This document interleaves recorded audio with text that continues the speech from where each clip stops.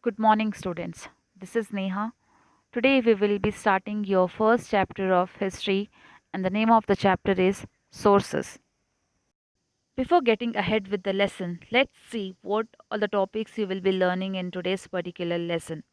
Today you will be learning about sources required to study history, types and sources of history, importance of archaeological sources and inscription, and importance of oral sources in history. Now, what is history? Few of you might say, ma'am, you're teaching us history and that's history. Actually, you're correct in a certain way. But here I'm talking and asking you about what is the exact meaning of history. So, history is a systematic study of the past, okay? Here we get to know about the things which had happened in the past. And how do we get to know? Because of the sources means proofs, okay, and from where do we get these proofs? Historians, okay, historians get us the proof related to the history or a particular monument or anything, okay, related to the history. So historian is like an advocate. The advocates present their arguments on the basis of followed evidences and sources related to the case. Okay. Similarly, historians collect the sources subject to them and critical examination, analyzes and then write the history. Whenever direct sources are not available, they need to make assumptions based on the available sources. Before going ahead, let me explain you what is sources. Okay? Human beings had created many facilities to lead their life since ancient time. If the things used by human beings in the past have remained, they are called as sources by historians. Hence, the agriculture tools left by the earlier people like forts, coins, inscription, arms, temples and other religious buildings are now considered as sources of history. Similarly, the written documents and literary works are the main sources of history. We have two main sources of history, that is literary sources and archaeological sources. If you see the flow chart which is there on the screen right now, you can see two flow charts, right? One is of literary sources and the other one is of archaeological sources. Literary sources is furthermore divided into two parts, that is written and oral literature. And written literature is divided into furthermore two parts, that is native literature and foreign literature. Whereas archaeological sources have four main different parts. Those are inscription, coin, monuments, and ruins. Let's read about these points in detail. Written literature. Written literature is the main source of literary sources. Okay. A literary work portrays the then existing aspects of life either directly or indirectly. There are two types of written literary forms, those are native and foreign literature. Let's read about native literature first. Native literature. The literature created by Indians in native language is known as native literature. Literary work in Sanskrit, Prakrit, Kannada, Telugu, Tamil, Hindi, Marathi, Kashmiri, Gujarati, Oriya, and many other native languages are the sources. Few of the examples are Arthashastra, Harshacharita, and Vikramarjuna Vijaya. The and many more such literary works can be named as native literature. These works portrayed then contemporary social, religious, economic, cultural, and political life of people. Foreign literature. Many foreigners who visited India as travelers, ambassadors, businessmen, officials have recorded their observation and experience of their works. These works are considered as foreign literature.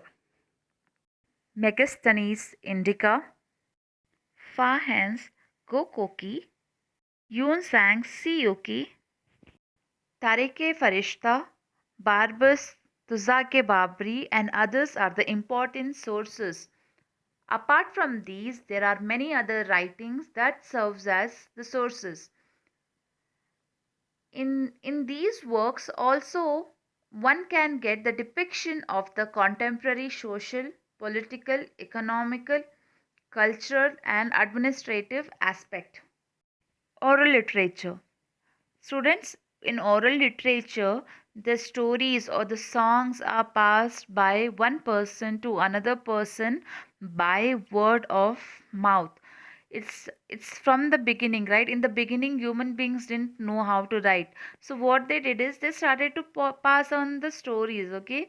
So this passed started to pass on from generation to generation, okay? So that's how we got our oral literature. It's in the form of songs, story, or folk legends or ballads and many more.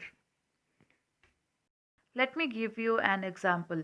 The folk people have created ballads about their local heroes. Few of the examples are Kumara Rama, the Nayaka of Chitradurga, Kempe Gowda, Tipu Sultans, and others. Legends mean the local mythological stories. Every place which have their own legends, they created a story related to them. Okay, so each state, if you see, you find about each and every detail about the people who had ruled earlier. How do you get to know about all these things? It is a story which was passed from one person to another person. Now let's go ahead with archaeological sources. Archaeological sources are divided into four types. Those are inscription, coins, monuments, and other ruins. Archaeological sources are available not only on the surface of the earth but also hidden in depth of the earth. The hidden things in the earth are dug out by using scientific methods. This process is called excavation. Harappan civilization came to light only due to the process of excavation. During excavation, ruins of buildings, inscriptions, coins, terracotta pieces, bangles, seals, beads, and all these were found. These are analyzed by applying various scientific to understand the life of the people of those times. Inscriptions. Inscription mean engraved writing. Inscriptions are written on stones, rocks, metal, ivory, terracotta, and other materials that last longer.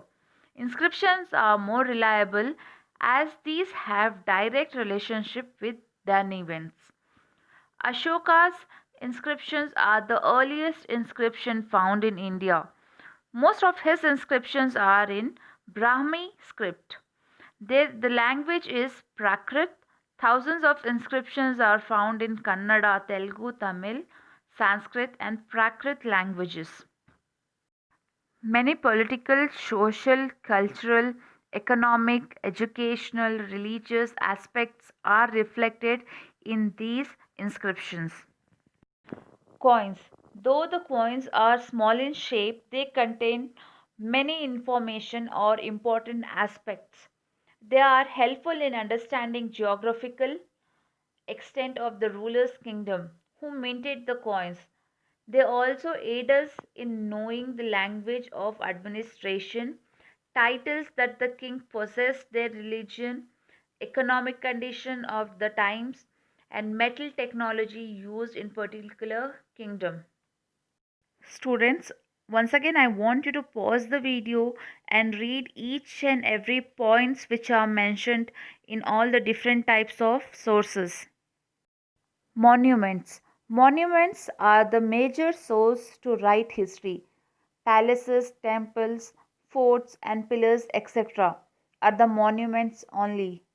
Mehruli's iron pillar and Vijaypura's whispering Gol Gumbaz are the evidence of the maturity of then science and technical knowledge. Monuments of Nalanda and architecture of Madras built by Gavan in Bidar narrate the importance given to education during those times. The fort of Srirangapatna explains accomplishments in the area of defense technology. Thus, monuments throw light on the contemporary religious aspect, technology, economic growth, scientific knowledge, and creativity they achieved. Other ruins, based on the various pieces of terracotta bangles, beads, and seal produced during the examination, one can understand the socio-culture, economic, political, and religious life of then people. Not only this, one can understand the food habits of the and the pattern of business of those time. That's all for this lesson. Thank you so much for paying attention. Students, I would request you once again to watch the video 3 to 4 times for better understanding. Thank you. Have a nice day.